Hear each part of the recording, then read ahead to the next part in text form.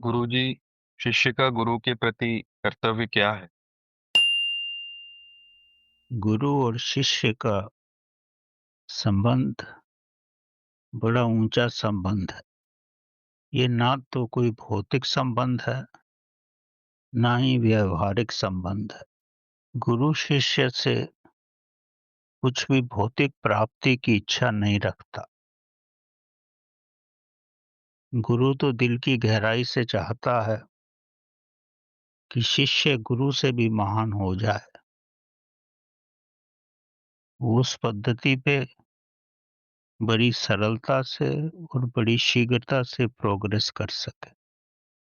शिष्य को चाहिए कि गुरु जो भी परमात्मा के बारे में बताता है या समझाने का प्रयत्न करता है, बहुत कुछ उसका पुस्तकी ज्ञान नहीं होता, उसका स्वयं का ही ज्ञान होता है।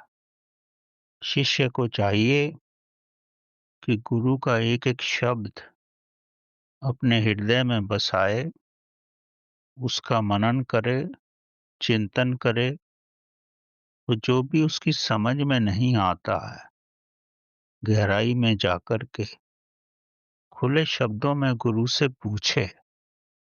उसमें संकोच की कोई ज़रूरत नहीं है, क्योंकि गुरु तो चाहता है कि शिष्य प्रगति करे। अगर शिष्य संकोचवश नहीं समझता है, नहीं जानता है, सिर्फ बाह्य रूप से प्रदर्शन करता है कि वो जानता, उसकी समझ में आ गया है, तो वो स्वयं को धोखा दे रहा है।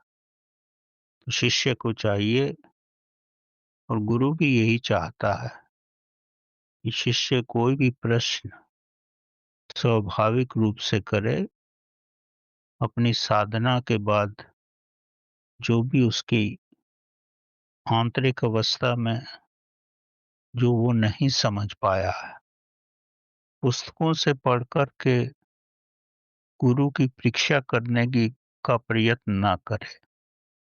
पुस्तकों से पढ़कर वो किस भावना में लिखा गया है, किस संत ने किस दृष्टिकोण से कुछ बोला है, वो गुरु को भी समझना मुश्किल हो जाता है। इसलिए शिष्य को चाहिए, जो उसने अपने अनुभव से समझा है, वो जिसको वो पूर्ण रूप से नहीं समझ पाया है, या उसकी जो त्रुटियां हैं, वही गुरु से पूछे, और पूर्ण रूप से समझकर उसका अभ्यास करे, और गुरु जो बोलता है उस पे चलने की कोशिश करे। शिष्य का यही महान कर्तव्य है, और गुरु इससे बढ़कर के शिष्य से कोई आशा नहीं रखता।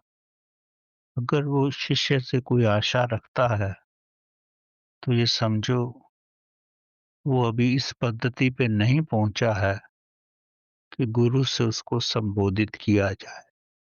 तो यही शिष्य का मेन मुख्य कर्तव्य है।